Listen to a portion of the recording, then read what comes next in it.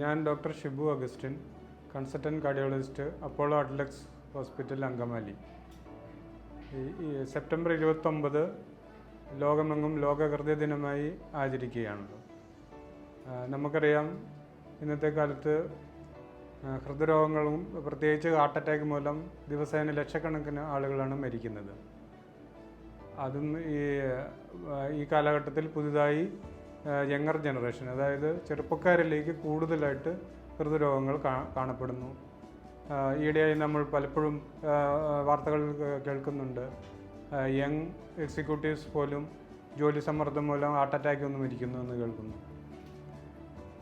അപ്പോൾ ഈ വർഷത്തെ ലോക ഹൃദയ ദിനത്തിൻ്റെ സന്ദേശം എന്ന് പറയുന്നത്, നമുക്ക് ഒരു പരിധിവരെ ഹൃദ്രോഗങ്ങൾ തടയാൻ സാധിക്കും. അതിന് തടയാനുള്ള മാർഗങ്ങൾ അവലംബിക്കുക എന്നുള്ളതാണ് ഈ വർഷത്തെ സന്ദേശം. അതിനുവേണ്ടിയുള്ള action, use your heart for action എന്നാണ് ഈ വർഷത്തെ ലോക ഹൃദയദിന സന്ദേശം. ഇതിൽ പ്രധാനമായിട്ട് നമ്മുടെ ഭക്ഷണ ക്രമീകരണങ്ങൾ, കൊഴുപ്പുള്ള ഭക്ഷണങ്ങൾ, മധുരമുള്ള ഭക്ഷണങ്ങൾ കുറയ്ക്കുക, കൃത്യമായ ഇടവേളകളിൽ വ്യായാമം ചെയ്യുക, മാനസിക സമ്മർദ്ദവും കുറയ്ക്കുന്നതിന് വേണ്ടി പ്രാർത്ഥന, യോഗ എന്നിവ ശീലിക്കുക.